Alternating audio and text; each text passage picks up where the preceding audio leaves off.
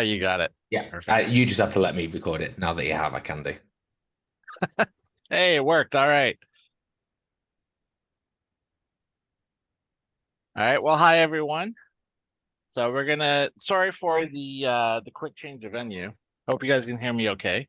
I also Yeah, haven't I'm really tested my sound. looking good, sounding good. All right, excellent. Okay, so just kind of a breakdown as to what's happened over the last week. I mean, I think we're all pretty aware of the fact Bitcoin has just massively rallied with presumably a lot of it with what happened with well, I don't want to use the term bailouts, but basically all the bank confidence restoration uh initiatives that have happened over the past week between the emergency loans to SVB and Signature Bank, and then of course the what is it, the $2 trillion, hey, take it if you take a penny, leave a penny fund that the feds have come up with for the banks if they need it. So Bitcoin rallied almost well, just over 40%. Uh, basically from Monday last week until this very moment. Uh, it is now I know the one thing I've been mentioning on the WhatsApp is my head has really gotten swarmed with a lot of the political events going on. So basically, I'm thinking more about the bank crisis. I'm thinking more about, well, whether or not the Fed is going to shift interest rates and the news and market sentiment and stuff like that. And I tried really hard last year to get that out of my head because that's what I did at the start of 2022. And that gave me a lot of directional bias that really caused me to um be very stubborn and pig-headed as far as what I was expecting the markets to do, despite and then if the markets didn't go in that direction, I didn't give a care. I would still expect it to go the other way. And I've been catching myself doing that again over the last month. So I'm really trying to push back to following market structure and having the events not play a bigger role as far as my trading goes. I don't know if any of you have had similar uh, thoughts, but if I just look at general market structure, we pretend like the world is just perfect right now. This is the daily, and I mean, this is a chart we've all seen over the last few weeks. Most of you, are starting to trade in similar ways than I do. So most of you would probably see the fact that we've had several lifts, like on the daily time frame. We've actually had one, possibly two, possibly three rises. This rise right here is questionable. um it looks like it might be one, just with the fact that it does retrace all the way back to the 50, but it's a really fast moving lift, which is rare on the dailies. And I think Annie even mentioned that in her video the other day. So it's questionable. So I wouldn't necessarily be looking for M's. It's really just a matter of um, keeping in mind that we could see a reversal on the daily time frame. We might not. Um, but if we assume that this is not a rise, if this was just an extension of rise one there, then this is rise two, which hasn't even ended at this point. We basically we moved up. We did have a stopping volume candle.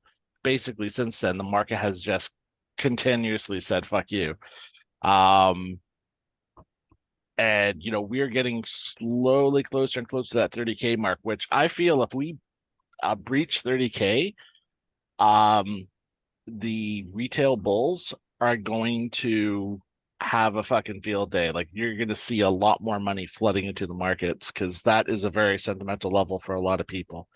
I can't tell you how many people I've heard over the last year that said, once we hit 30K, that means the bear market is over, and now we're going right back into the bull market. and stuff like that. So I can see it happening, but if we want to look at direction here, typically if we're going to look at if the markets are still going to go up, where is the market maker going to go? And as it stands, we've already kind of surpassed the most previous vector. So in order for him to recover the next vector on the daily, we are looking all the way up here. Where's my, there we go. So basically here, so we're talking at a bare minimum, if he was going to keep going up, you're talking 32,000 at a bare minimum, 32 to 34 to start actually getting into an area they would want to be if they were actively trying to reclaim older liquidity. And it is that, in my opinion, would be if they were looking to do max damage to the retail market, that's a great spot to go. I mean, even we have had certain influencers that we're aware of who even mentioned 32,000 as a key point, that if they saw a breach of that and possibly a Kobo, that they would, just ape into the markets, expecting a long. So, I mean, you could easily see a hit of 32,000, move up, bounce off 32, reclaim 34, and that could be a max damage M that turns around and then does a daily reversal. If the markets go down, our first stop here is down at around 22 to 24,000. And I'm thinking 24. If this is only rise 2, 24 seems like a good spot to go, just because the 50 EMA will probably get to that area by the time price gets down to around that section. So at 24K, it would be a good spot to potentially expect a bounce back up before their next rise. Now, just as a reminder, rise level 3 can be higher than rise 2, but it doesn't have to be. So typical expectations, if we do see a Kobo here for a rise 3 on the daily, at a bare minimum, you would expect it to retest whatever support we have, like wherever the peak is in this move before it starts retracing back down. At a bare minimum, you should expect that. But if it's going to push higher, we're heading for that 32,000. So that could be, like, what are we talking here? That'd be another minimum 30 to 32% boost to Bitcoin. So, I mean, that's an insane rise again. So I'm eyeballing that a lot because I have missed every single one of these rise opportunities over this past 3 months, which pisses me off to no end. But as I said, that's been because of my mentality and I've been very super bearish, but it hasn't been because of market structure. It's been because of world events. And so now that I'm looking at this, that 22 to 24,000, my plan is to basically, I'm going to be, I've sold a bit of my Bitcoin up here. I sold it about 28.3 yesterday, sold about 40% of it. And I've started laddering in positions again between 22 and 24. So the expectation is that if price comes back down, whenever it comes back down, because the moves have been so massive in either direction, that I don't want to have to try to react to it happening. Basically, I have the spot buys already preset. So then that way, if we get down to those levels, it'll claim whatever it can claim, and then it can ride it out for the next push, however that looks. If we go down to the lower time frames, we see very similar structure. So, I mean, you've got rise 1, and again, this may or may not be a rise 2. It is these higher level timeframes, it's really hard to judge these. But you normally, like, the daily plays out. Oh God, I'm trying to remember the timeframes in my head. I'm still working on my first dose of caffeine today, but I believe the dailies take about 3 months to play out. Um, so like 3 months to rise, 3 months to drop. Uh, it does fluctuate, but usually 2 or 3 months is the expected time frame. So when you just have, and then the 12 hour is usually a couple months. So when you see a rise happen, and we're only talking the course of like a few days between a retest and a lift before I drop back down again, it's too fast. And it can happen, but it's rare that it happens. Usually it's just more news events and fake moves that are happening just to induce retail to take positions. Because the one thing you also have to keep in mind, the reason why the market maker method is tough for us right now. This is the hardest you'll probably ever see it happen because volume is significantly down across the board. And when like I'm just like market cap, trading volume, all that sort of stuff.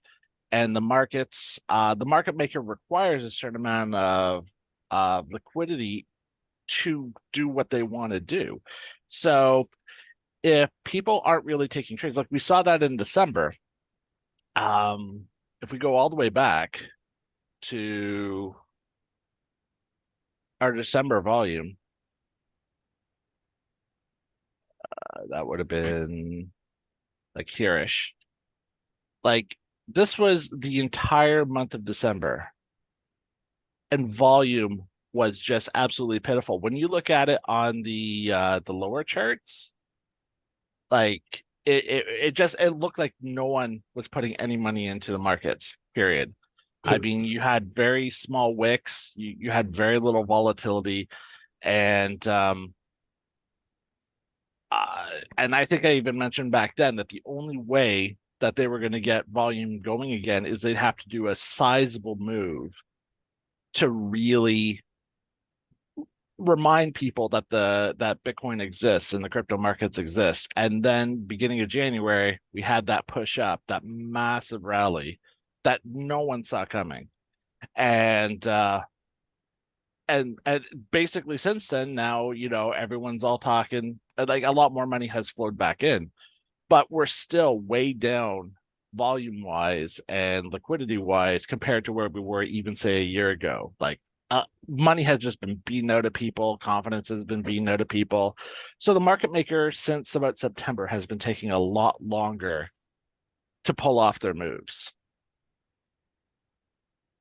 And when they don't have enough liquidity, that's when you wind up seeing a lot of the choppiness, a lot of the little draws down and the pushes up. It because the market maker can basically do what they need to do regardless of what direction people take. They just need people taking positions, and they'll work around however the positions lay themselves out. But if they don't have people opening up trades, that's when you see them sticking around a lot.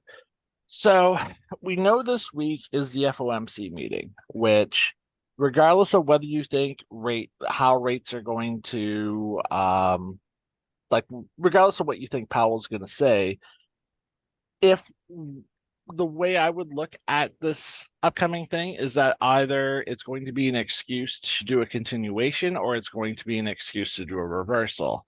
So we have to start looking at what that may potentially be. Now, if it's going to be a continuation, we would expect to see, a push back up to the upside. And then even after that, like we might see a reversal come after that. But if we go down to the 1 hour to try to gauge how we think the markets are going to act this week, this will be our weekly time frame. It looks like on the 1 hour we've actually had 3 rises. So if you come down here, you'll see we had our drops, and it's a really shit. Well, I mean, there's a couple ways you can draw this W. I mean, you could look at this. I'm not a big fan of this W because that's not it's not really a stopping volume candle. Like it, I always do that. It could like you could almost take the volume into consideration because it was still significantly higher than a lot of candles around it. But I mean, take it as you will. That could be a W, but you could also be looking at well, drawing is not my strong suit. I'm down up here, and then we have a really shitty W there. That is very possible as well. It's just hard to see. But either way, regardless of how you want to push it, it's hard too because you didn't really have a break of the 50. So it's a really ugly W, is how it'd be referred to as. Um, but you can see the big rise up, a retrace, another rise up, another retrace, and we've had another rise up now. And that's just all those last two rises have happened in the last 24 hours or so. And so that would mark to me a potential for downside for the first half of the week. So this would not be the M I'd be looking at because this is the start of rise level 3. So my guess would be we would see price will come trickling down probably around the 27 mark again. We want to see a slow trend down. We don't just want to see them spike down, but they'll likely recover this candle or at least a portion of it. Then they'll come back up, do their M, and then we'll have a drop. And if they do that, they could run 3 days of downtrend leading up into the, well, yeah, 3 days of downtrend if they do it today, 2 or 3 days, into the FOMC meeting on Wednesday. And then who knows what's going to happen. We'll have to wait to see what the market looks like. My first thoughts is we're going to get another double-ended stop hunt. That's usually how the FOMC meetings tend to go, where they just fuck everyone over on either side. And yeah, so as it stands right now, trade-wise, I don't really see an opening yet until we either retest the 28.3 to 28.5 level. That might be room for a short if we see it actually produce another M. But I would definitely not be trying to go long here, at least for the short term. I would be waiting personally for that retest down to the 22 to 24,000 range. And we may get it, we may not. So I mean, like, I still have part of my Bitcoin position from about 21K. But yeah, this is a no trade area for me. Like right now, we've been ranging since yesterday. So this is not a position I'd be expecting a huge pivot. I got to wait to see how what the market maker does when he breaks out of this range. I wouldn't go long for the short term. Would you go short for the long term? It's tough to say because here's the thing. I also love the name as well. I wonder who that could possibly be. But I've heard he's a right twat. So the thing is that whenever you're not sure about the market in general, no matter how you're looking at stuff, the higher time frames always take precedence. So if we're looking at the daily, you have two schools of thought. You're either expecting this to be the rise level 2 and this to be rise level 3, in which case then you're waiting for an M formation. And if you see an M formation form up on the daily, then you could look at putting in a short stop above, the wicks type thing, and you would expect to be riding that out for a couple months. So with something like that, you don't even want to use perps. You'd actually want to use a futures contract. Bybit has them, OKX has them. Those don't have funding fees attached to them. The only downside to those is that they also have less volume. So they're more for long-term trades. But if you buy a futures contract, then that way, if it takes 2 or 3 months, you're not paying funding fees for 2 or 3 months, which can really eat into your profits. But you basically take a short and you expect price to come down. And I don't even know where the targets would be. At the very least, you'd probably be expecting price to retrace down to about the 17 to 20,000 range at some point. Um, and if you're looking at going bearish long term, so you're assuming this is only rise level 2, so you're expecting there's going to be another month of upside eventually. Then you're going to be looking for a retest of the 50 EMA wherever that plays itself out. Like if this just keeps going up, like if we just keep going like this for a while, and that EMA just, it gets up here and the 800 now becomes another line of confluence, then you might just be expecting, a drop back down to 26. So you kind of have to watch where this EMA goes, and you're going to look for a target point that coincides with this 50. That's all you really can do. And from there, basically, if it looks like you're going to get another bounce, then you do long and ride out this last rise, however that goes. All right, but yeah, on the 1 hour, it's looking like we're ready to do a reversal. But then again, the way this past week has been, I don't think anyone could have suspected that we were going to see such massive rallies with last weekend everyone was thinking the world was coming to an end. People are lining up to get their monies out of the banks. um we were just expecting there just to be a massive bank run on Monday, and I have to admit the US government and the Fed did an amazing job restoring consumer confidence. Like market sentiment shifted so fucking quickly. It was ridiculous. Um and then, we've just had these mass rallies, and it's very possible there is money pumped into the market specifically to try to instill that confidence as well. Um, but I don't know if we're going to see something like that similar to this week. I mean, they can only do that so much. But if you guys weren't aware, there's now an international effort to shovel money into the U.S. banks to help maintain liquidity. There's a lot of like I know Canada's doing it. I think the UK is doing it. Probably the Well, EU. it is the EU as well. They're doing it. So I don't know the full list, but yeah, that's a lot of money flowing into the US economy. And we all know how banks like to operate. They act like it's doom and gloom because they've overextended themselves. Then they get some extra money, and then they just use that to extend themselves further.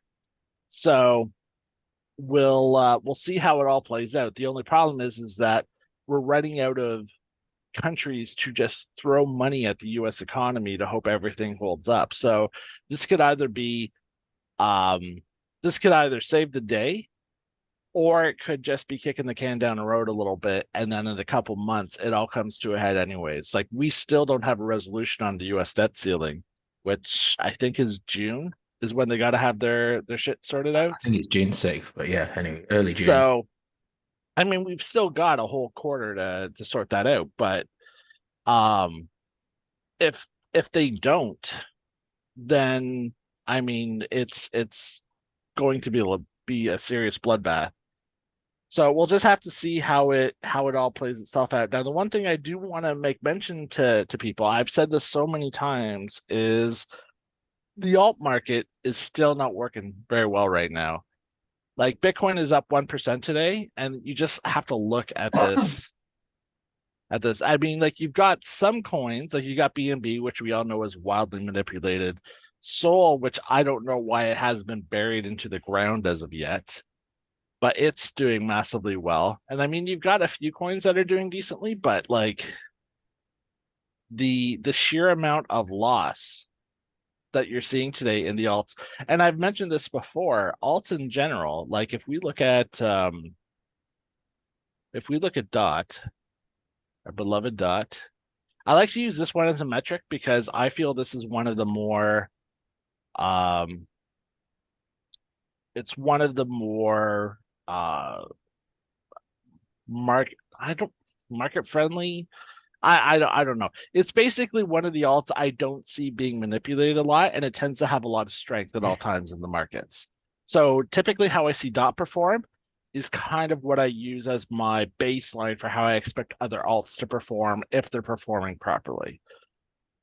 But if you even look at DOT, if we go on to the big picture here, so where we had our like we've been dropping for a long time, like basically close to the end of the bull market. Like we were all the way up here in November 2021. Um, then this was the Luna collapse, and we dropped down. Now, when Luna collapsed, I think we were at about 30,000, 29,000, somewhere around there. Feel free to correct me if I'm wrong, but we were in that range if I recall correctly. But since then, we basically dropped down. Then when we got here, this was the September or the summer rally of last year where we hit 25K. So dot came back up to about 9.4 at that point in time.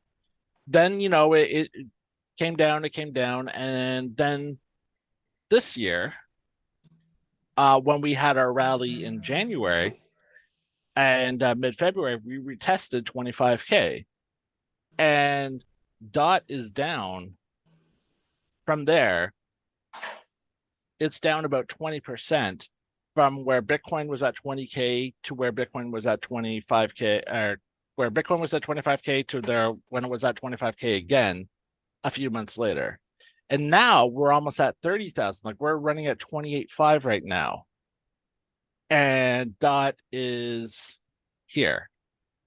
We're actually lower today at 28.5 than what we were a couple days ago when we were only at like 28. So and also I'm seeing that happen across most of them. You're just seeing constant. Yeah, here's the algo one I had pointed out to you guys. Same sort of deal, where when Bitcoin is hitting its peaks, the alts are producing lower highs. So that tells me there's a lot of exit liquidity going on in the alts. So that doesn't mean like alts are going to zero, but it also tells me that alts may not be the best investment right now, even during this rally, because they're actually performing a lot worse. Like, I don't know if you've noticed this, but when you see Bitcoin spike, you typically see the alts not perform at the same level. So, like for example, last week on Friday when we had Bitcoin rally up, what was it, like 10% or so, 8-10% on Friday? The alts did not hit those same levels. They were doing like 4, 5, 6%. They were at least a few percent lower than Bitcoin. And normally you would expect to perform far higher than BTC.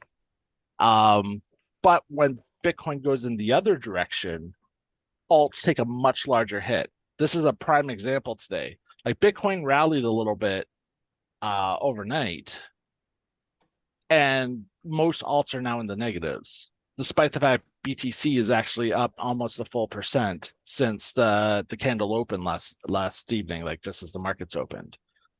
So like I see this consistently. So I'm not saying don't go into alts long term thing, like if it's a long term thing, like $6 dot, like or 640 dot. I mean, we were talking about it all last year, how much we'd love dot to be down to about $7, $6, $5. And we watched dot hit those levels. And the only person that I know who was actively constantly buying into it is the only guy who's got his camera on right now, which is Harry there. He's the only one who's been actively constantly buying it, and I'm sure he's reaped the benefits from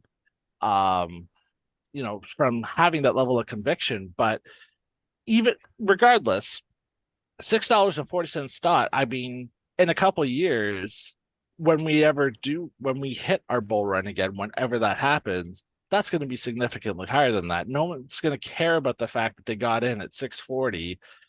Like you're not going to be upset if you got in at 640 or 575 or $5.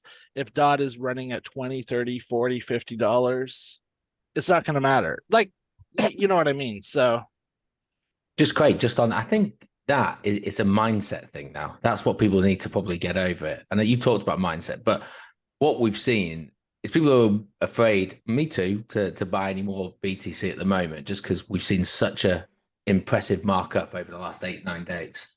40%, no pullback. Everyone's kind of thinking there's got to be a pullback. I'll wait for it. And that's because we want the best possible entry. I mean, we're traders at the end of the day. Of course we do. But you're right. We've got, okay, I've been lucky and I've been able to get it, under $5, but I've still bought it at a higher price than what it currently is now. Now I bought it at, I think it's like 670 at one stage, because that mindset of it will turn good for me, I personally believe, later down the road. But it is hard to buy after a green candle like what we saw on the weekly last week, and that's just going to put you off. And even now, you think, oh well, I don't. Let's just take DOT as an example. Okay, it may not have done as well as Bitcoin, but we're still hoping that when Bitcoin falls back down, the alts will bleed hard again, and we'll be able to get it in lower. And I think really just shifting that mindset. I'm not encouraging anybody to buy today or anything like that, but just knowing that, you know what, I don't have to go 100% in for any allocation at one particular time, but I do appreciate that I have seen this token that I particularly like at a much higher price, and I'm happy with where that price is now. And if I happen to get it later, cheaper, then I'll jump on that as well. And that's what I've done for the last 3 months. And sometimes I bought it higher than the current price, and sometimes I've been able to buy it lower. And it balances itself out. But if this was 2022, the beginning of 2022, I would have shat myself and probably dumped it and tried to buy in low and done that, sidestep maneuver or whatever people want to call it. But honestly, my mindset is now just I'm building for the next bull run. So as long as the prices stay suppressed, and the fact that Bitcoin is kicking the ass out of every altcoin, actually, for me, makes me happier to buy altcoins, because I know that's how the market works. Everything goes into BTC first, then it goes into Ethereum, then the altcoin market. So I'm still getting an opportunity to buy at a pretty decent price, because as you pointed out, DOT should be over $10 now. It should be at least $9, should we say. If BTC is back at around about 30, DOT should be up there. But it isn't. So I look at it that side. Yeah, and I'm gonna throw a puzzle at all of you guys. I haven't had a chance to research this a lot. I noticed this morning as I was prepping for the market update, so bear with me. But I was actually looking at our dominance stuff. So Bitcoin dominance obviously has skyrocketed. USDT has gone down significantly as far as its dominance goes. That doesn't necessarily mean people are not liking stable coins. Like, it just means that less of the alt market is USDT. When I looked at USDC, its dominance has significantly dropped as well, which means there's a lot less money just in general in stables compared to the alt market. But here was the thing that kind of threw me off is the altcoin market cap. So we've had basically when we hit the banking crisis last weekend, this is where we were. All right. So we had the alt market, not including this does not include Bitcoin and ETH, it includes everything else. It was at 330 billion. Since then, we've gone and we've injected another $56 billion into the altcoin market. So about a 17% raise. But the alts are not seeing that. Like most alts have lifted over this past week, but it hasn't been a massively strong it hasn't been like a massively strong push. Oh, of course I would do that. So like I mean, we look at DOT here. How much is it up? I'm probably gonna This probably is a bad example because it actually looks like it's more than 17%. So I mean it's pushed up, but I mean that's on one alt. Greg, if you Yeah. if you just fire up Coin Market Cap, and then first page you see, well, mine, I have the 7-day percentage increase. Obviously, you can just scroll past to take off the top two, because that's what you've taken out, and then you can just see what the top 20 have done. And so BNB in the last 7 days has done 14%. Okay, you wouldn't expect a stable coin to have moved too much, but its price is going up. But you're right, it's just not going up as well as the King. There's always some dog shit ones that have mooned.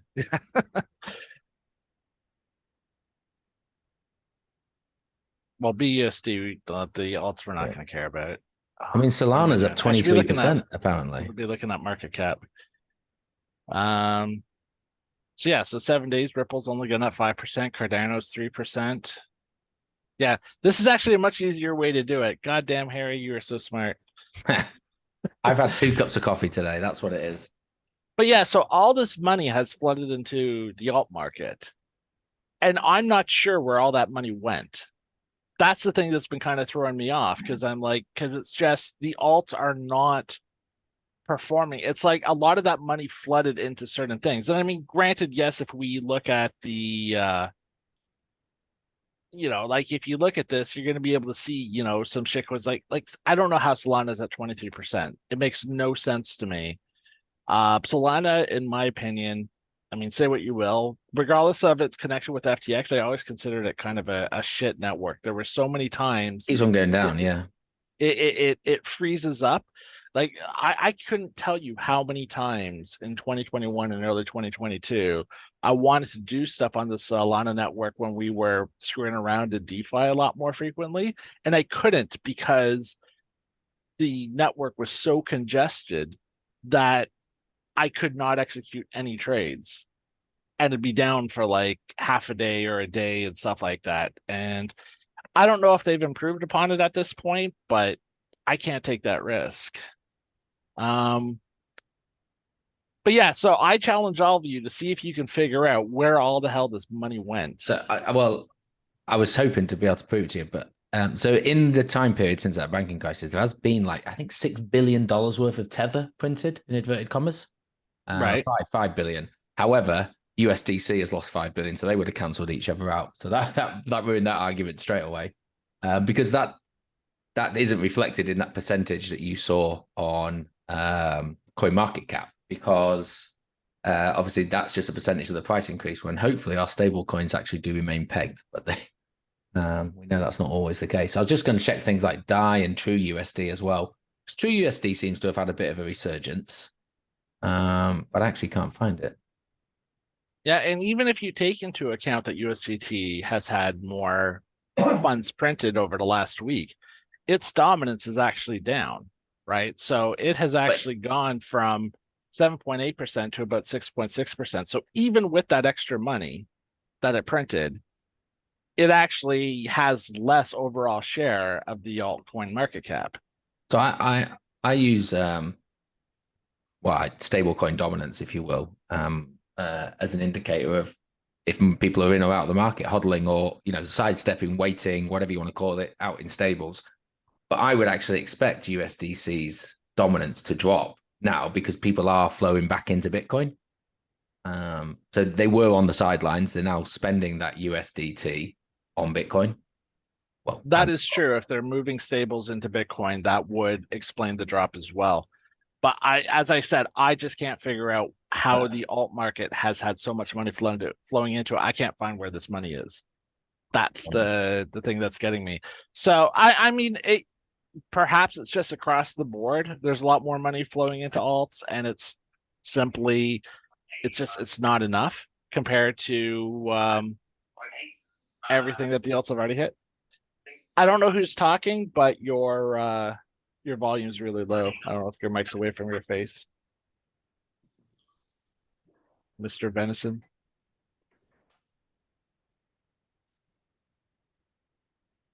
Or maybe he wasn't trying to talk. But yeah, so I'm open to anyone's feedback about this or anything else we've spoken about so far. Just while people are collecting their thoughts, I'm just going to comment on your analysis from the price side of things, Bitcoin. I think the other thing to take into account, we have, on the daily, we haven't touched the 5, the 8, the 13, the 20, the 50, whatever EMA you want to use. We're pretty extended away from those at the moment. And I do agree with you. Sort of the EMA at the moment is about 23,200. But if you look at high block, there's a beautiful level at 23,800, which would tie in nicely with a pullback to the 50. There's There's not much above it. I do mine on the 7 day, by the way. When you do it on the heat map, yeah. And so that's sort of where I'm looking for pullback. I can't really argue with you whether or not we're between rise one or rise two or rise three. I think you're right there, but I think even if it is rise two, that's the pullback that I'm looking around about the just under the 24 level, which a couple of days time, I think the 50 EMA will probably be up there as well.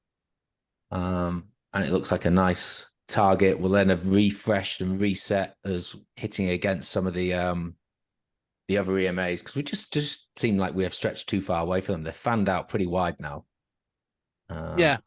But we are And above. Sorry, I was about to say, depending on how today closes, today might be the first time we close above the 800 EMA since June 2022.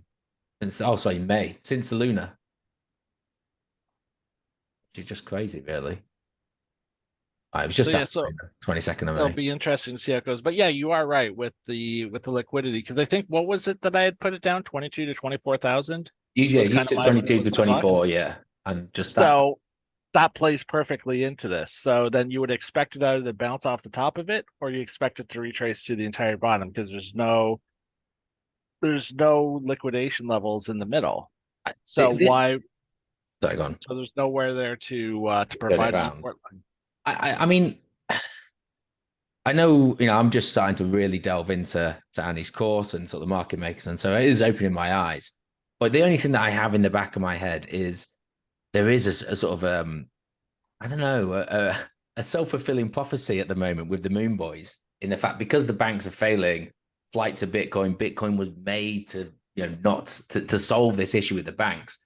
I really think there is a bit of a crunch time over the couple of weeks. It seems like this, purchase of Credit Suisse over the weekend. I mean, it certainly spooked the FTSE to start off with, but I actually think it's recovered that quite well. I was waiting to see how the US markets open with the news. Didn't Credit Suisse get bought out? Wasn't Yeah, there another bank yeah, that's acquiring it? yeah. So UBS, which is the largest bank in Switzerland, has bought it, and then also the Swiss government have guaranteed 100 billion towards it as well. It seems pretty big purchase. But also train of thought now. Oh yeah, I now suddenly actually feel, what Annie and Tino and whoever you want to follow, market makers will use the news. I'm just actually, it kind of feels like this is for me anyway, a bit of a unique week or certainly last week, because I couldn't find a clear pattern that I was seeing. It felt like the news was creating a Bitcoin self-fulfilling prophecy, as this is the escape, this is the flight from banks, and we're going to drive this bad boy up, because it was such an aggressive climb. I think I said crime there. It felt like a crime as well. But yeah, I'm trying not to use the term FOMC, because I'm not really sure where that's going to go or how that's going to play. I think that will be, like you say, whipsawed up and down. But the reality is, I'm sure Powell is going to get asked a shit ton of questions, and I hope one of those questions is, given the incredible amount of dollars you've just printed, for want of a better term, over the last week, haven't you just gone and undone 9 months worth of interest rate hikes? Because that's what it feels like he's done. That's what a lot of people, in fact, they feel like it's made it worse. Yeah. Because now the banks have a blank check to keep doing what they're doing. They don't have to tighten anymore. And what I, sorry, this is where I get to my opinion. I'm trying to never use my opinion anymore in terms of making a judgment call. But he has got to make a tough choice here, because it was only 10 days ago where everyone was shitting themselves thinking it was 50 basis points. And we're going, because he was saying very hawkish stuff. We've not really heard him speak publicly since then. And if he comes in at even nothing or 25, he's going to have to really sell as to how he thinks that suddenly his mindset has changed so aggressively over the past 2 weeks. And yeah, I'm not sure people will buy into that necessarily. I mean, let's face it, we're still at, inflation's still above 6%. Interest rates are still pretty darn high. It's not like we're close to 2 and he can suddenly think, well, we're there. We've still got a hell of a way to go to get to his level, and pumping in 300 billion in a week, it's not going to help him.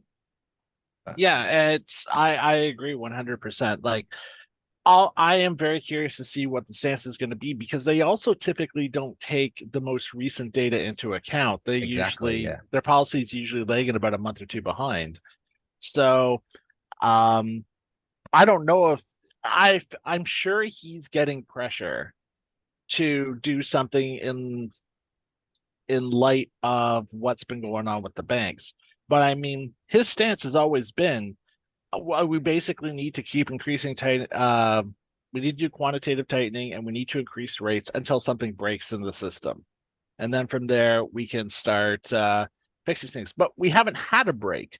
I mean, you can argue what happened with Signature and SVB as a break of the economy, but that, I mean, if the government is capable of just stepping in and patching that up instantly, that's not really a break in the economy. That was just like a stumbling in the economy, in my opinion, anyways. Um, and even still, Signature wasn't even illiquid. It just got seized from the government. SVB is the only one that was running into problems, and that was because they were dumb in terms of they basically thought that they were. I think the narrative that is running around now is their bank rating was going to be changed because of the fact their the interest rates that the money they were making basically because of those low yield bonds was putting them far behind the rest of the banks out there. So this entire scenario happened because they were trying to basically do a financial pivot of their own to attempt to get to the higher yield bond levels. They basically got greedy. Instead of just taking the 1.85% on the billions that they had, they tried to sell off those bonds and get, you know, people to basically finance them buying the higher yield bonds. And then where they struggled is because of the fact that they didn't have they like no one stepped up to the plate for that. But because they announced that they wanted to raise those funds, that's when you started having the bank run happen, and that's when they hit their liquidity issues. So basically, they kind of did it to themselves because they got a little greedy in the process. And then say what you will about Signature, I'm still pretty sure that was just targeted in the grand scheme of things, anyways. Um, but yeah, I don't think it's been a break to the system as of yet. Um, Especially when you factor in the expectations that CBDCs are going to be rolled out. Like Fed Now is officially set to be launched sometime between May and July, I think. Um, and shortly after that, we'll probably see the initial implementations of CBDCs in the US. But in order to get society to adopt to it, they need to they need to make it a need, not a desire. So I still feel a crisis still needs to happen in some way, shape, or form. It doesn't have to be a collapse of the economy, but people have to be scared enough to want to embrace CBDCs in some way, shape, or form because we've seen other countries attempt to introduce CBDCs or just introduce crypto in general, and the majority of the populace just ignores it. So yeah, I don't like I have my own theories on how it's going to all play itself out, but at the end of the day, none of us really know. It'll just happen one day and we'll be like, ah, that's how they decided to do it. But yeah, so in any case, the only other big thing I want to mention, Bijan had posted this on the Discord earlier, and I wanted to get everyone's thoughts on it, was this. That it's been officially announced that Hong Kong is going to officially like we already known about this for a while, but now it seems like it's actually becoming a proper regulation where retail is going to be allowed to start investing in things like Bitcoin and ETH as of June. And I want to get everyone's thoughts on what they thought about Hong Kong entering the market. Well, they are also putting in a lot of efforts to make a spot ETF, and then neighboring countries like Korea and Singapore have announced that they've got companies that are interested in that spot ETF too. And it makes sort of sense that it could be a move by Xi Jinping to sort of ban Bitcoin at the top near the 40, 60K level and then reintroduce laws to prop it back up again while we're at the lows, which, seems understandable. And Hong Kong has been in a pretty vicious lockdown for the last 3 years. They're going to want to incentivize people to open up, companies again. And I think that they've announced today that they have plans to launch their own stable coin as well, and that 80 companies are interested in doing business with Hong Kong, and adopting said stable coin to to help with their businesses. But on the case of the bull case, you sort of always get that sort of, whenever Bitcoin does a pump, there's always the bulls that come out and say, this is it, this is the great disconnect. So, I think it's important to stay rational in that sense. And sorry, my mind's gone blank. But yeah, they say that like once Silvergate was in trouble, this is the beginning of a huge banking crisis, and that people will look to Bitcoin as a store of safety. It could just be the market makers looking to take another shit on retail, or it could actually be the disconnect. And there are some other, there is also the bearish sentiment that this could still be a massive bull trap, and that, as Tim pointed out, other influencers like Ben Cowan still see this as a bull trap similar to what we saw in 2019. And we've never seen Bitcoin perform during a banking collapse.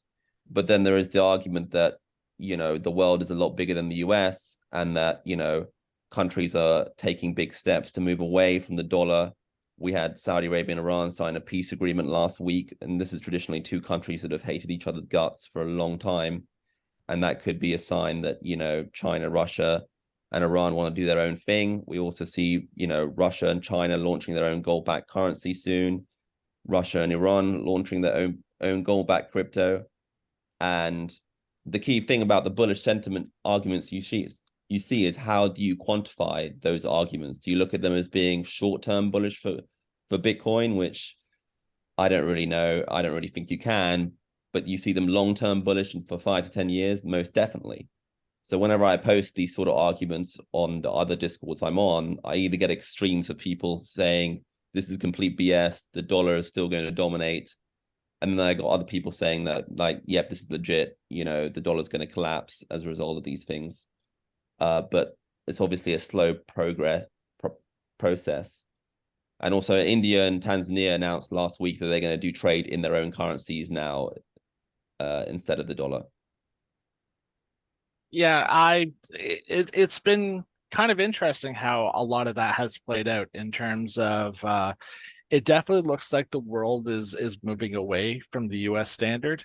I'm sure the US will still be a financial superpower in the grand scheme of things, but I feel like we could wind up seeing 3, 4, possibly 5 different entities that will have same, if not stronger, levels of financial influence on the world. I think a lot of people or a lot of countries have are sick of the status quo. They've kind of just had to follow the narratives that have been presented to them from the US, basically pulling the strings. And it does seem like a lot of countries just want to do their own thing now at this point. Whether or not, I don't know if I would consider that super bullish, but I do see it as potential. It could potentially breed something a lot stronger for the world economy, because then you don't just have one ship that everyone has to board and just hope it all works out okay. You're going to have competition, which means you're going to have different countries are going to adopt different rules, which is going to allow people to pick and choose where they do their business based on those regulations. Like, let's crypto in general. We'll keep it very basic.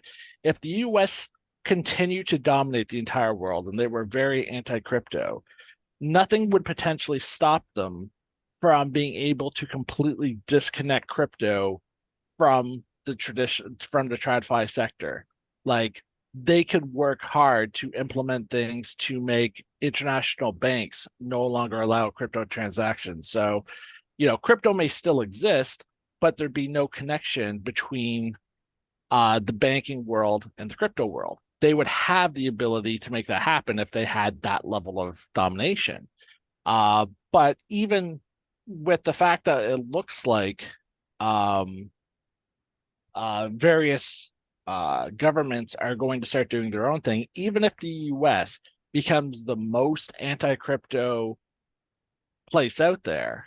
So all Americans are basically fucked in the process, and whichever countries continue to align with the US, those of us who are still crypto enthusiasts will have options of having our money flow through other countries that are very pro crypto. So if, the EU, I know, is trying to take a very pro crypto stance. You've got China and Russia taking a pro crypto stance. You could wind up having South American countries do something. And then it's just a matter of us using them to facilitate everything we want. And that will carry over to other aspects of other finances, whether it be, oil trade, whether it be, just manufacturing or agriculture. Like basically it becomes a world marketplace rather than just everyone working together. Now that could be good, that could be bad in terms of how it all plays out. I wouldn't say that makes crypto go to the moon, but at the same time, I would say it probably adds some stability to crypto.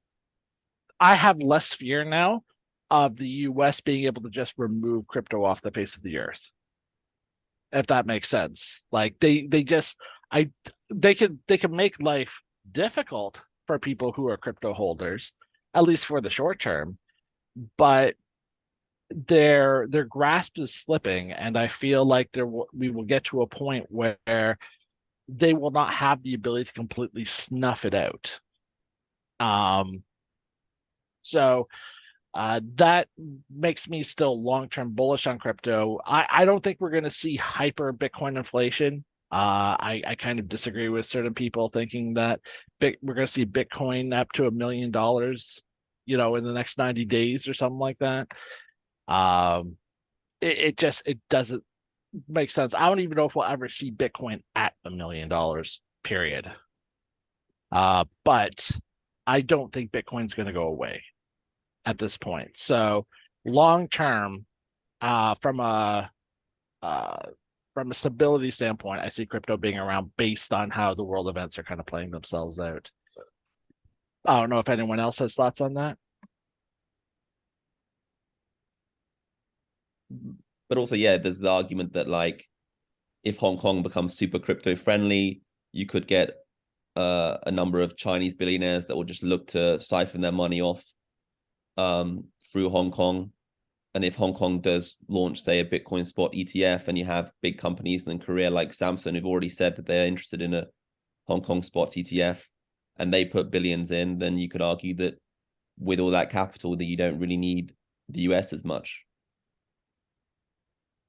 Yeah, that's exactly it. Now the thing is that I don't know if suddenly I don't think spot ETFs are going to produce as much um boost to the Bitcoin economy as people keep thinking it's going to be.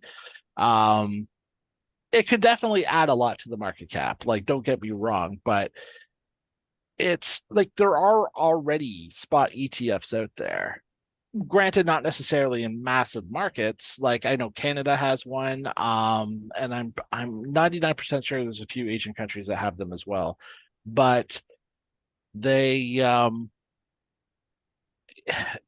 the only way you're going to see mass market cap of Bitcoin happen will be mass adoption.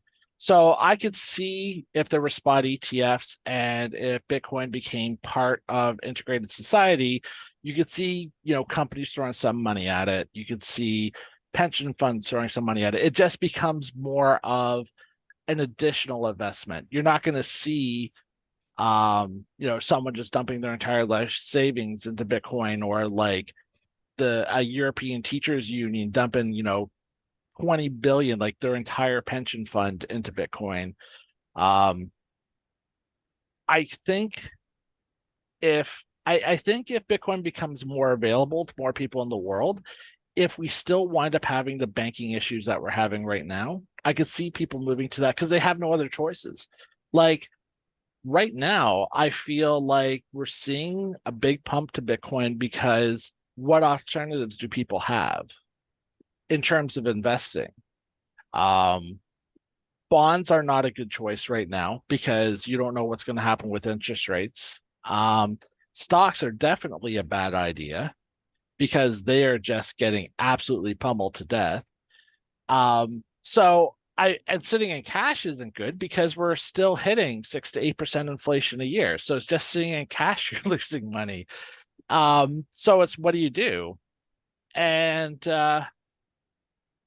there's been a lot of people who've been moving their money into treasuries and stuff like that, like T-bills and things of that nature. But even that's getting tough because especially with the banking crises, I've actually seen like for example, in Canada, um, the rate to get a 1 year T-bill or even a 6 month T-bill was something like 4.5% APR is what we get. And in the past week, that has dropped down to about 3% now because there is so much money looking because T-bills are safe from bank collapses. So a lot of the excess funds that companies have are flooding into those because they're like, we don't care what percentage we get. We just want to make sure we suddenly don't lose our hundreds of millions of dollars. But eventually it's going to get to a point where if money keeps flowing into those, they're not going to be an option anymore because it's just going to be locking up your money and just not doing anything for you. So, then other options are like gold purchases and things like that. But then you've got the whole crypto sphere to work with as well. Like, I just, if you ask someone where should they put money right now, no one has a good answer for you. So I feel like a lot of the money that has flooded in the last little while is just people just trying to move funds to something that may or may not actually make them something.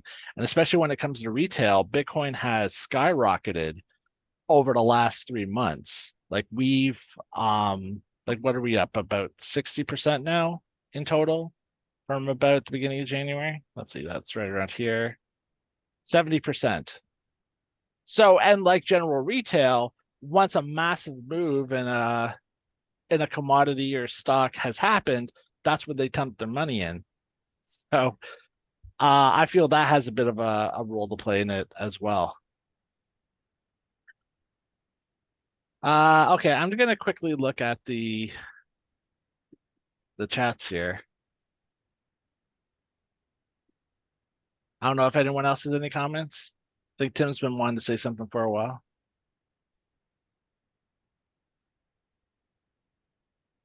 No, I'm good. Okay. I see your mic light up every once in a while, so I just wasn't sure if it was you just trying to talk and I'm just maybe talking over you. maybe I've not had it muted. Sorry. That's all right.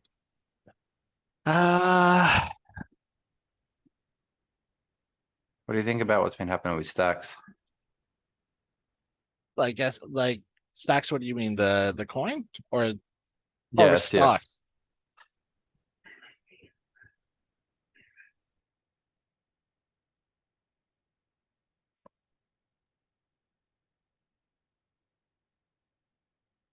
I'm not familiar with stacks. What is it? It's like a second layer protocol for Bitcoin. It's up nearly 500% since the start of the year. Is it? Wow. Yeah. Uh, I used to have 30 grand of stacks. What made you sell it? Just it was last bull when you had it. Yeah, we sold it halfway down when Bitcoin was at like 35K. Yeah, I unfortunately I don't know anything about it as far as its its tokenomics or its I'd never even heard of it till just now. I must yeah, have. so I it's really hard for me to actually Really? form an opinion. Shit, that really surprised me. I was in a stack spot before I found about Siam. So yeah, it's been on quite a run recently. What's this here? Oh wow. So it's okay, so it's been around since the beginning of 2020. It's had a lot of peaks and valleys. And then basically since the Luna collapse, it just basically stayed dormant. And then it has just been skyrocketing along with Bitcoin. It's kind of performing the way you would expect alts to perform if they were actually following the BTC trend normally. But I don't know why it's doing it. Like as I said, I don't know enough about it. If there's something going on in the background of like how it functions or how it works that it's gaining traction, maybe. I unfortunately I can't really say more than that. Like it looks interesting. I would definitely not try to buy in at $1.20. Like that's just some parabolic moves there. But yeah, I'll have to look into it, and maybe I can give you some feedback in a couple days when I've had a chance to really properly look it over. Yeah, sweet. No, like it used to be. I think I had it in my top 10 for a while. It was pretty high on market cap, definitely in top 20. I'm just surprised you haven't heard of it. Well, because you said it's like a layer for it. So like what exactly does Stacks do? Is it Yeah, like an so option? it uses or it pretty much piggybacks trying to like tokenize the way Bitcoin works. I'm not I haven't read on it for quite a while, so probably terrible person to try to explain it. And it's been a long time since I looked at the website and stuff. So I thought it was a layer two, Find a good like you reference. get for so many different projects like Solana and Ether and all of Well, that. Layer it's two its own to fit over like, Bitcoin. I wonder if because Bitcoin dominance is going through the roof, then things related to Bitcoin are going to take market share from the others. Maybe. yeah, possibly. I know like Stacks has its own like blockchain zone protocol. I'm just trying to find a good reference. It was That pretty big explains though, it better wasn't it? I mean, than I can. it was definitely, Oh, well, it it's wasn't huge. top 10, it was top 20. I mean, it was several billion Yeah, it market. was top 20. Yeah. Yeah, Guy Coin Bureau did a video on it. I remember that's where I heard about it. But no, actually I didn't. I'd already gone into it. I got someone basically like gave me a heads up on it and then I bought into it and then he started talking about it and I think I sold it on an 8x, which was pretty decent. Yeah, I just watched it go all the way up and then drop all the way down Yeah, that's what I past where normally do. I This was bought like it and then a sold it at a success story. loss. Yeah, I think probably broke even, but I was just doing like, buying the top 20 coins at a certain $5 grand each kind of thing, and ended up just keep buying more and more stacks.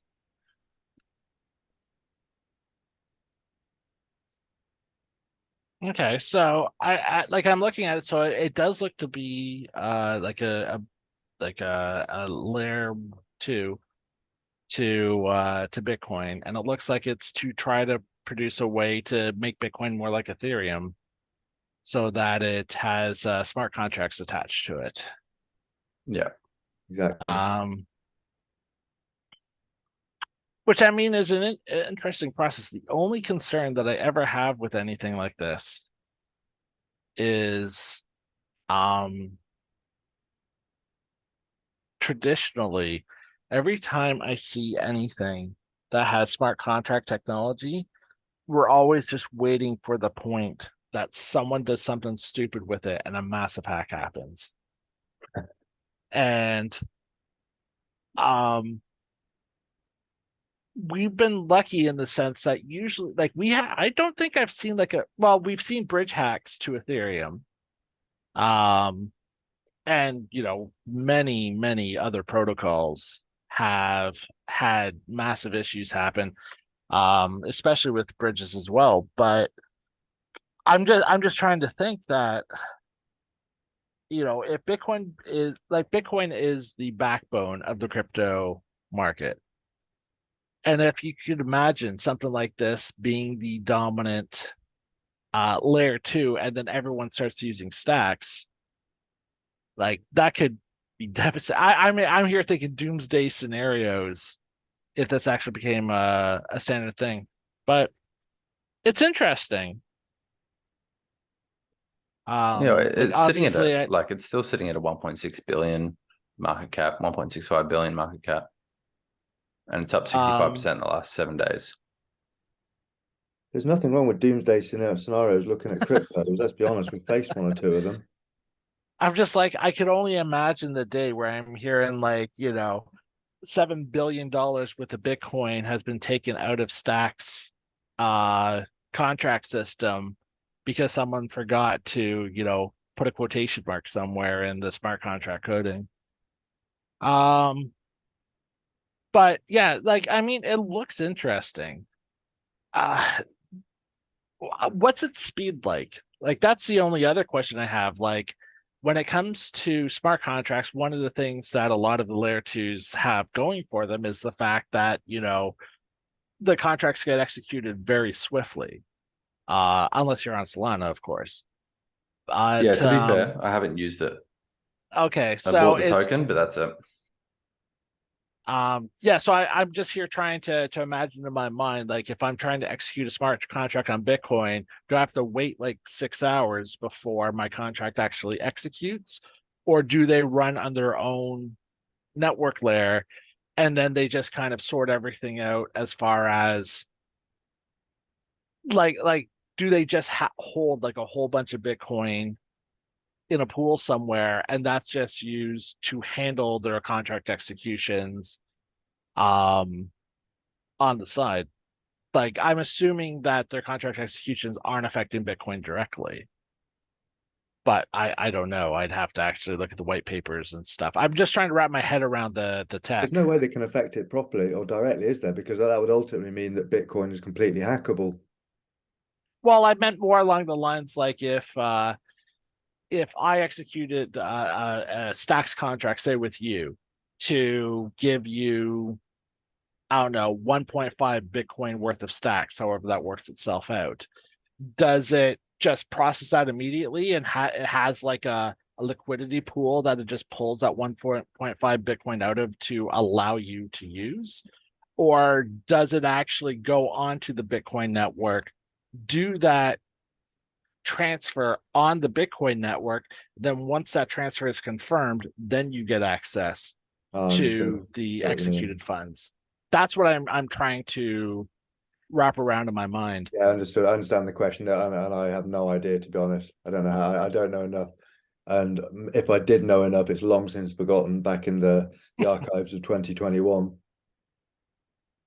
But yeah, I mean, as far as it goes, I personally am not looking at investing in any projects as of right now. I will definitely keep this one on my radar. Thanks for bringing it to my attention, Jamie. I'll have to research more into it, and maybe it's something that I look at when I'm a little bit more comfortable in the long-term stuff, but I just don't know enough about it to give anything. That, like, the charts look phenomenal, but at the same time, it looks like it's in dire need of a correction. Like, in this past week, it's gone from 60 cents to $1.20, so it's 2x in the last week, which, I mean, for a market cap of its size is actually fairly impressive. The thing I like about this most is it is staying pretty correlated. Like, if we add Bitcoin to this, how does it look? Okay, so it's spiking up a little bit more than that, but it is relatively following Bitcoin structure, right? I mean, like, obviously, like, here it did a bigger push up, but as I said, this is how you expect alts to function when Bitcoin moves. But you don't see that on most coins. Like, if I go to say, like, if I go to Phil and look at that, you see Bitcoin rising up and Phil has done absolutely dick all. Like, sure, it's moved up little bits here and there, but it is underperforming significantly. So yeah.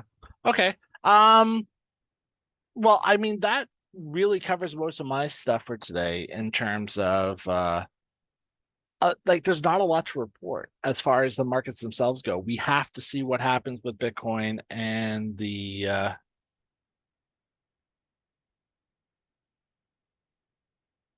yeah, we have to look to see how Bitcoin operates over the next week and where they break out of the range. Because right now we're still ranging in that fuck. I always forget how to remove this. It's on here. There it is. Okay. Like yeah, we are still ranging at this moment in time. So in the last 24 hours, we're just basically bouncing off the IHOD and we haven't even retested the ILOT at this point. So if it was me, to me, this looks like we're gonna have downside at the beginning of the week. Usually the way I typically see things is we'll likely retest the 50 EMA. We have a chance of them producing an M, like we'll probably come back up a little bit. And then we'll burst through the 50 and the ILOD, and then we'll just do our downside for the first half of the week minimum. And then Cal carry us into the FOMC, and then who knows what the hell will happen. Or we just burst through right now. Maybe I'm wrong, and maybe this is the M, but yeah, it's not worth the trade. But I'm open to anyone other's thoughts, or if you guys want to talk about particular alts, or if there's other stuff in the media you guys want to talk. One thing we could still discuss is everyone's thoughts on the potential of the Fed pivoting and how you feel about things. I kind of gave my thought on WhatsApp, but I'm happy to re-express that here. But yeah, I'd love everyone's opinions on how they think things are going to play out over this next week. I'm going to say 25 basis points. My view. I don't think that's right, but the question then is, what does the market do? I don't know. It kind of feels like it should have already be priced in, but for me, it's going to be, what's the narrative? Is this the last 25 basis points? I mean, we're going to know a terminal rate and then turn it around. I agree with you, Harry. I think 25 as well. I think it should be 50, and it should have been 50 last time. And because people got so used to 50 that 25, even though the rates are going up, was somehow seen as super bullish. And I think he showed weakness last time. And I think it's reflecting. But I honestly wonder at the same time, we thought all along that maybe they could fix things. And actually, I think the narrative has always been, we either destroy the economy or inflation. You can't have both. I think it's cake and eat it territory to expect both. But I think 25 as well. Yeah, you could be right. And it definitely wouldn't be enough. And I think with all the money that's flooded back into the markets with the bank QE that went on, I think we're going to see the inflation numbers for next month are just going to be, they're going to be bad. And I agree. I think they're going to be terrible. But I agree with what you said before. Sorry to interrupt you, but you were saying everyone's thinking what to go into now. And I think that's maybe another reason that money's flooded in. I think it just seems like, people are kind of following that old narrative of it's the safe haven, whether it's true or not. I think market makers are also making the most of that. They've got AI bots just flooding across social media, looking to see what sentiment is, and everyone's saying that. And I think they're just driving the price up. I wouldn't be surprised if they take us above 30. There are some liquidity levels there. And then until we get real moon boys saying, that's it, bull market back on, and then nuke. Well, yeah, as I said earlier, 32 to 34 is that's another vector recovery on the daily. And that would be a perfect spot because, as I said, we've had UK's leading crypto expert at one point mention that if Bitcoin hit 32,000 and Kobo'd off it, that would be a pivotal point to start going long. And if that was to occur, I mean, like, as I said, like if we hit 32,000 and we then say recover at 34, then we retest 32 and we just produce another M on the daily, that's when we would start going down. But that Kobo right there at the 32K, you were going to have so many people screaming, Bitcoin's going to the moon, the bull market, like people are already saying the bull market is over or the bear market's over and we're moving into a bull one. We hit those levels and they're just going to drown out the bears. And as Market this is makers got deep pockets as well. They can load up on shorts a bit higher just to get really silly money in before they just hit some liquidation points and use them just to drive it through a load of them. Oh, 100%. There's not like the thing is to get from 28 to 32, that's $4,000, right? Yeah. $4,000 worth of Bitcoin. Well, I mean, just look at what they've done in the last week. We went from 20,000 up to 28. And this was a much higher level of resistance because we've been dicking around between the 25,000 and the 20,000 mark since November? Approximately. So they basically bursted through that, which is probably making it really easy for them to do this right now because there wasn't a lot of resistance up here. And to push it up to there, I could 100% see them being capable of doing it. Now, that doesn't mean they're going to do it this week. It doesn't mean they're going to even do it this month. The dailies take a long time to play themselves out, but this will be my area to be looking for a long-term short if it's going to happen. Because at least on the daily,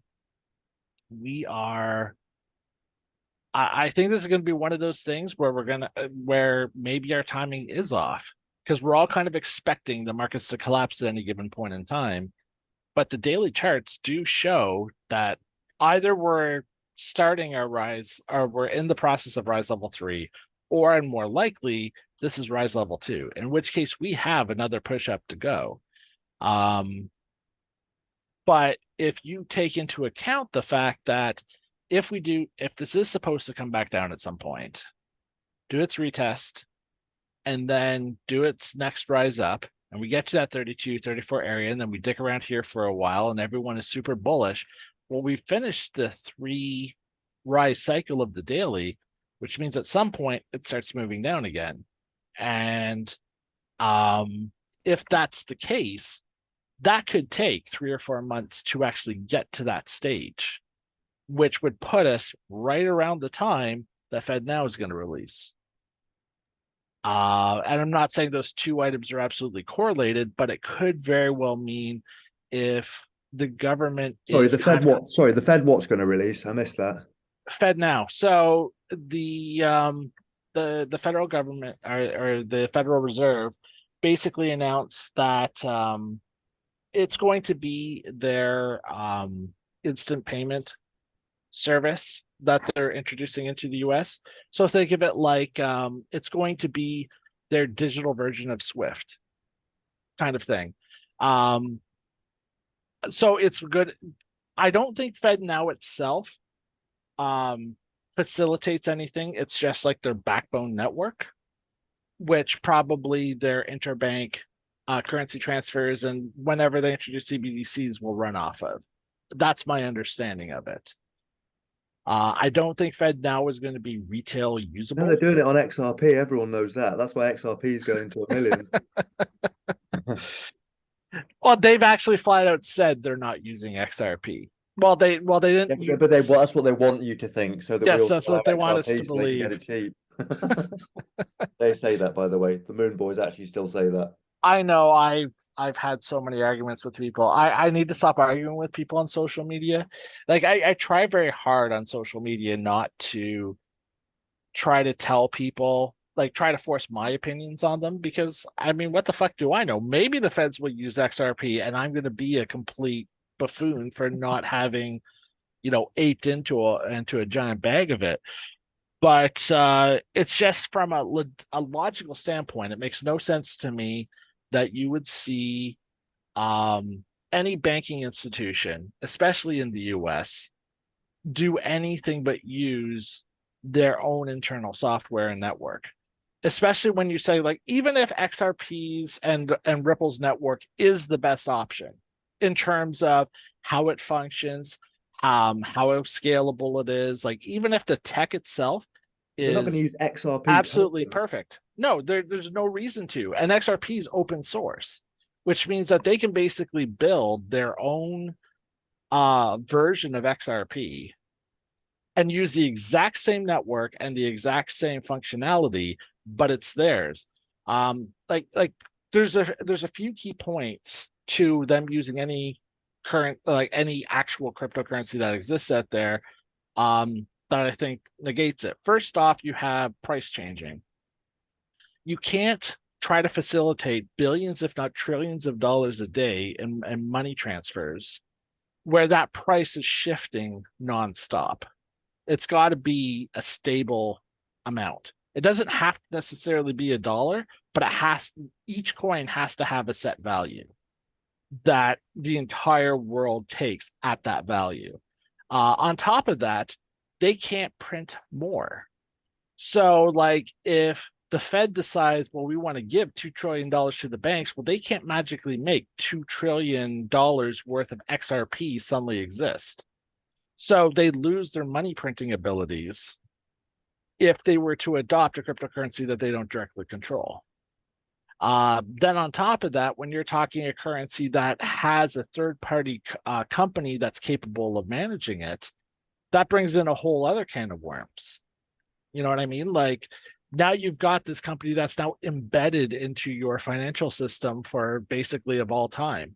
And I do realize that even things like Swift and stuff is its own. I'm pretty sure Swift is a private company, but you're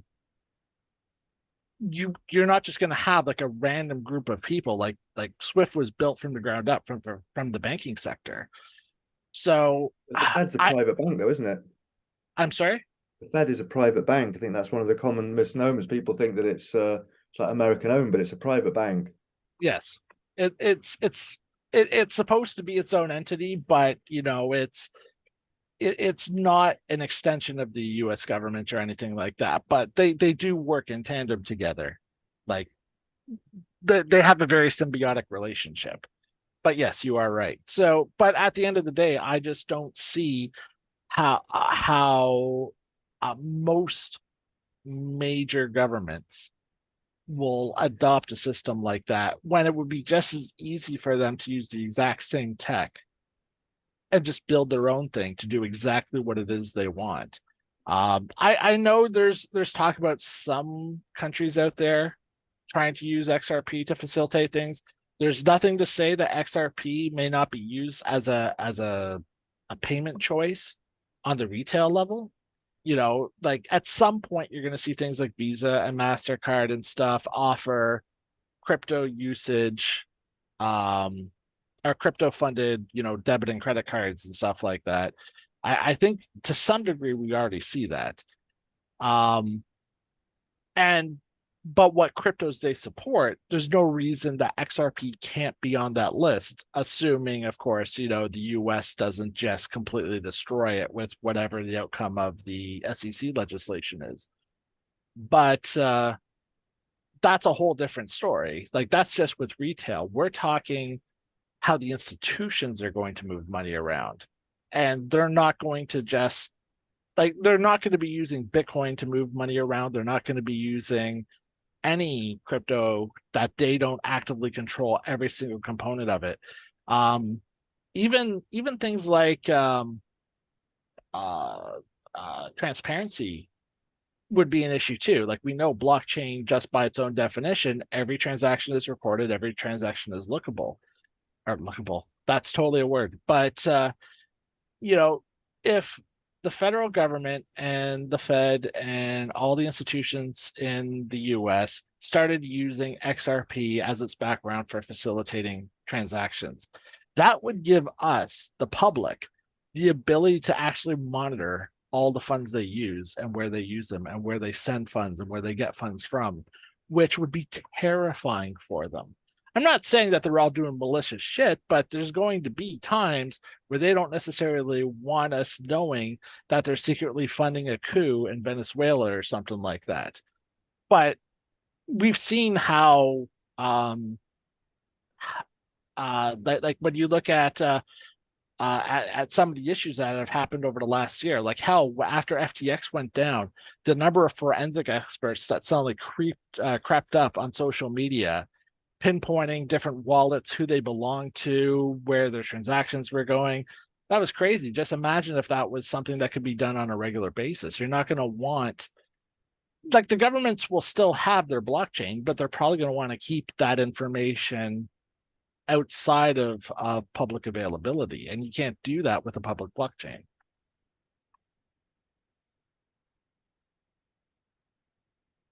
Fed Now is a 24/7 service, so all transactions will be settled instantly. Yeah, I agree with you there, Mr. iPhone, that that is most likely going to be the background for the CBDCs. So I don't know when CBDCs will launch, but this is step one of being able to have CBDCs.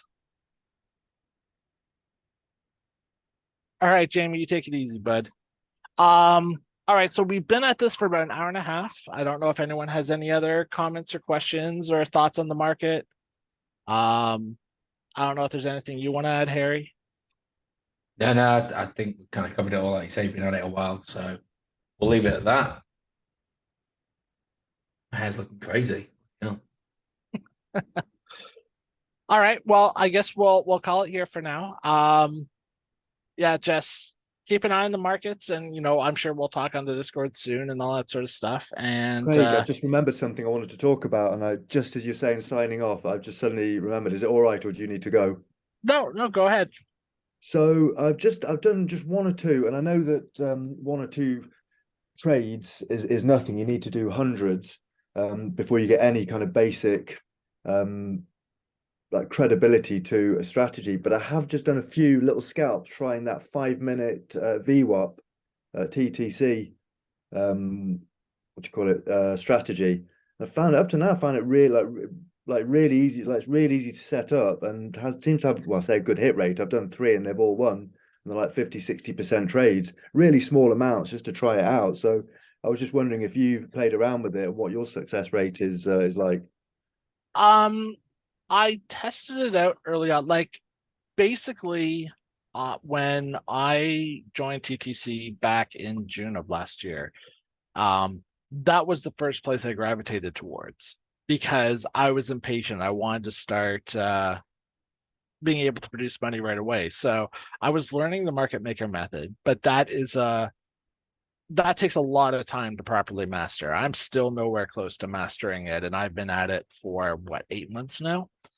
But yeah, so I looked at those scalping strategies and I tried them out, and they actually weren't too horrible. I think it was hit and miss a little bit sometimes, but to be honest, I didn't really properly track it and journal it, so I couldn't tell you where my strengths and weaknesses in it were. I just kind of played around with it because I just wanted to see if I wanted to sit there watching the charts for 4 or 5 hours a day, if I could do stuff. And to a degree, it actually looked like it worked. It just was I think the biggest problem that I had with it is because you have to just constantly watch the markets.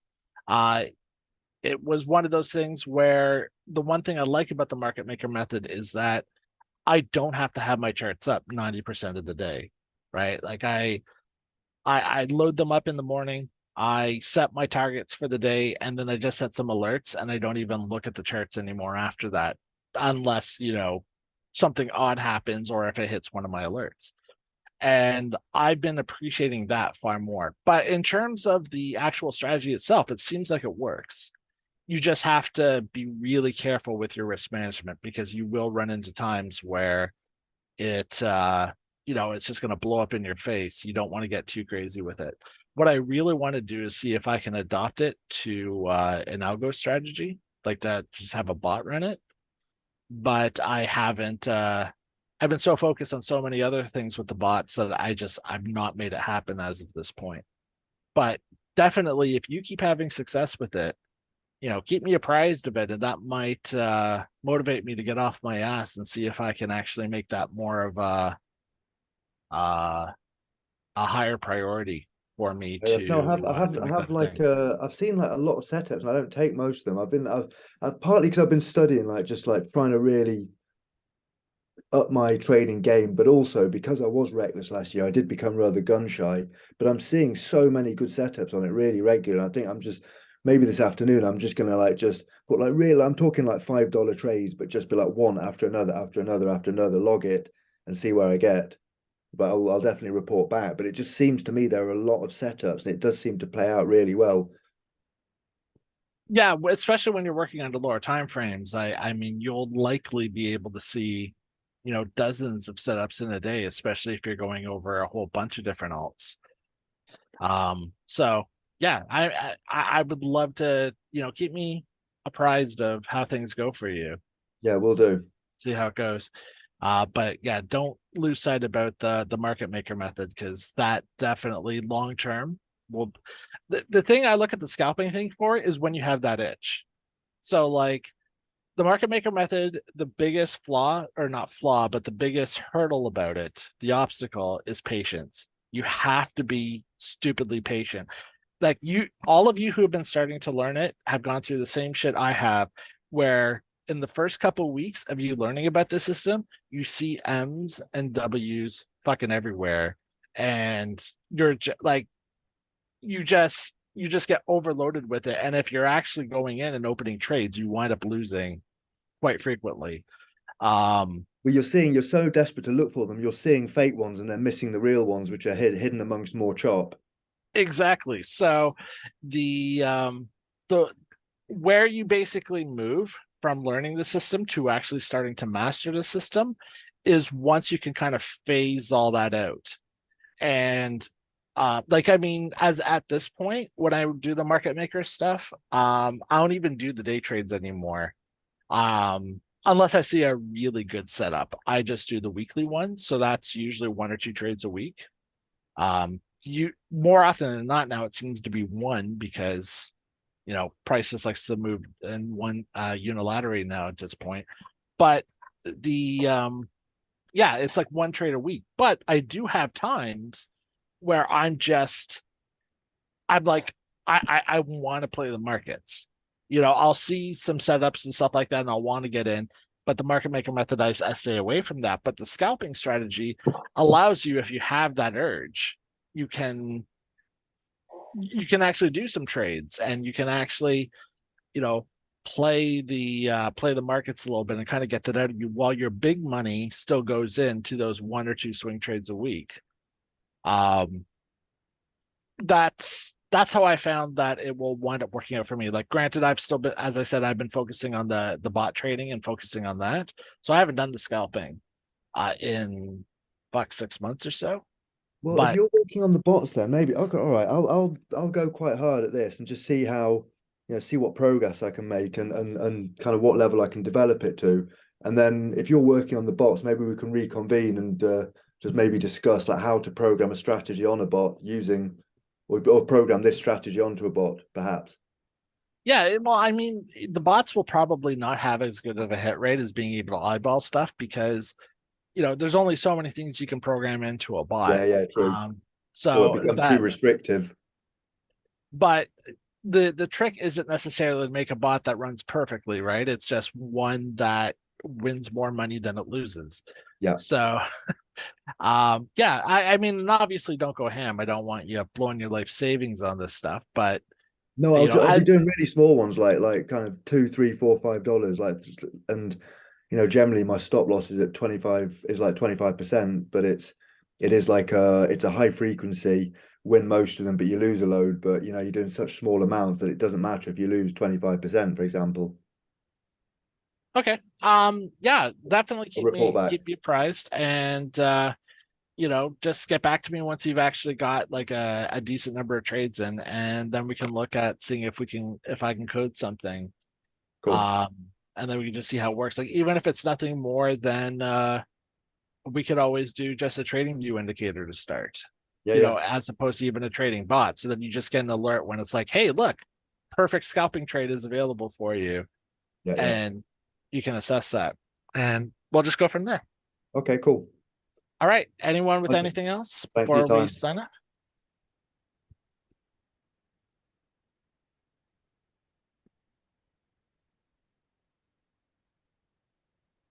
All right, then. Awesome. Thanks so guys much for that, all your Craig. time today.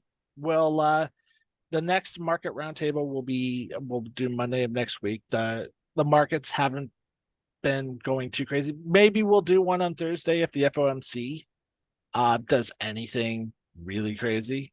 But for now, we'll plan for next week. Otherwise, you can all reach out to me or anyone else on the Discord. Thanks a lot for your time today, guys. Cheers, everyone. Nice one. Take care, all.